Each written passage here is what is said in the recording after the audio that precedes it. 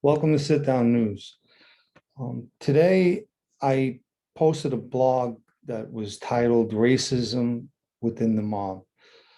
Um, it was not an easy one to write. As a matter of fact, I had mentioned it to my mother, and she said, I don't think it's going to be good. And after reading it, she said, you surprised me. It came out very good. Um, I started it out with admitting that I just found out that I'm colorblind, and it goes a lot with color and race. And today, uh, you all see what's going on out there with Black Lives Matters and everything else. And it's if you take away skin tone, we all bleed the same.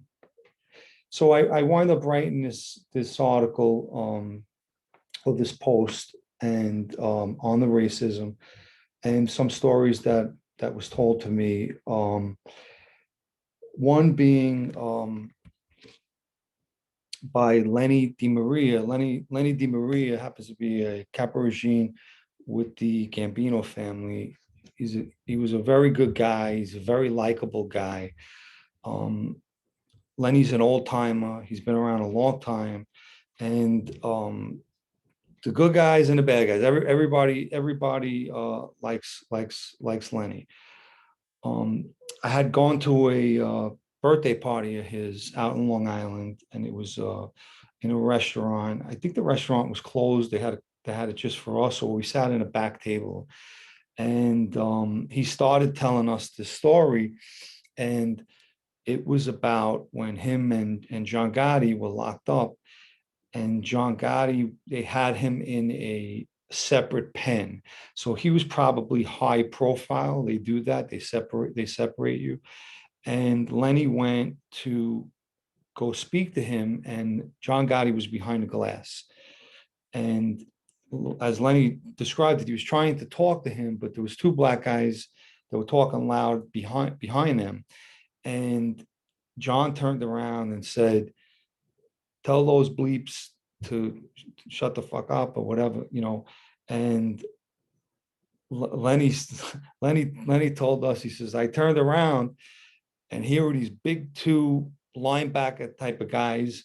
He said, and I turned to John. I told him, Bo, I love you. I'd do anything for you, but I'm going to have to refuse that order. And we were hysterical laughing. And, he tells the story a lot better than me. Obviously, it's his story. But I was a little surprised. Probably people will say, well, why would you be surprised? He carried himself well. I just was a little surprised to hear that, he kind of was a guy that was for the underdog. And in prison, everyone's an underdog, right? And I was just a little surprised that he would disrespect fellow inmates like that. But the story is what it is. The other two stories that I wind up telling was actually stories that was told to me, and I've heard them several times from my father. My mother was young at the time, but she remembers these things happening as well. And they both grew up in East New York, Brooklyn. And East New York, Brooklyn was home to a lot of guys that were involved in the life. And they all know each other, and they know my family, and my family knows their families.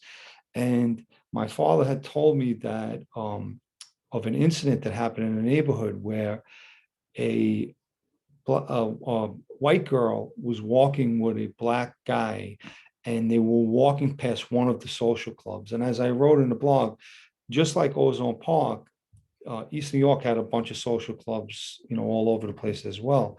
And they walked past these guys, and we don't know, it was never said to me what was said to them, or if it was a remark or a racist remark, whatever was said, I don't know.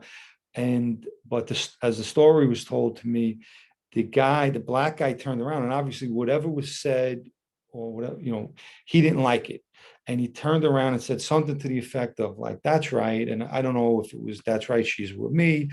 It was something along those lines. And my father said that these guys jumped off of the chairs they were sitting on, went over, shot the guy up, left the guy bleeding to death on the street, the girl screaming, and they just closed their club. They had a gate, and they pulled the gate down, locked the club up, jumped in the car, and they were gone. And you're talking about the 60s. It's things were different back then, and no one seen nothing, and they were gone. And so that was the one story.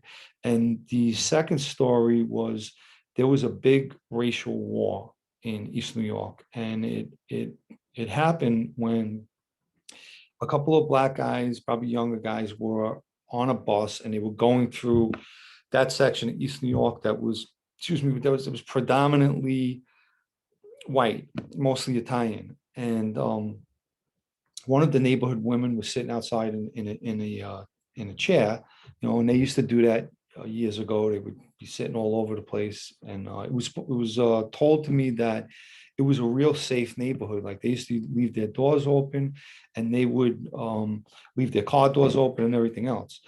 And there was some kind of comment made. I don't know if it was a sexual one or whatever was said. There was something said from the boss to the woman, and neighborhood guys overheard it, and they ran down the street and jumped in front of the bus and stopped the bus or flagged it down, and they went into the bus and started beating up these guys.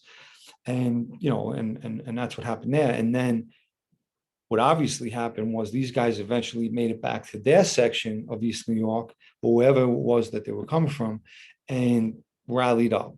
And my father told me that everyone in the neighborhood was also preparing, when they were preparing for something to go down because of what took place. And he said that I didn't mention this in the blog, he said that he went up to a rooftop and he was looking, and he said it just looked like an army coming. And and everybody was giving signals, and the whole neighborhood was prepared. And there was a big clash. It was, my father told me, it was bad. He even said him and his friends went and they broke up the park benches, and they were taking the wood off the park benches as weapons. And as I mentioned in the blog, my grandfather had the old cellar doors that used to open up, and he was a military guy. And he went down in the basement, and my father said that he was handing out rakes and whatever else he could find to arm everybody. They were coming over there, and his name was Benny. They were, Benny, give me something. And he was handing out weapons. And there was a whole big civil war going on, with people getting stabbed, shot, and beat up and everything else. And this one guy, and he happened to be in one of the clubs in City Line in Ozone Park. His name was Patsy Buffalino. He was a neighborhood guy from East New York. I'm not too sure what crew he was with out there, but he was with one of the crews back in Ozone Park when they had the club. I know the club is by Areola Bakery. And Patsy Buffalino, according to my father, gets shot in his butt. And I guess from the burning sensation of the bullet, he starts taking his pants off, and he's running around the streets bleeding and running around in his underwear. And my father, they're younger guys, and they were all laughing. Oh, look at Patsy. And so it was obviously a lot of chaos and craziness that went on. And it all ended when this Lincoln Continental comes backing up, backwards in reverse, and they had suicide doors, which meant that the other door, the passenger and the driver's doors and the back doors swung open, like the suicide doors from years ago. And guys got out, and they started blasting away at the crowd of black people. And who it was Johnny Gotti, Jeannie, and their crew.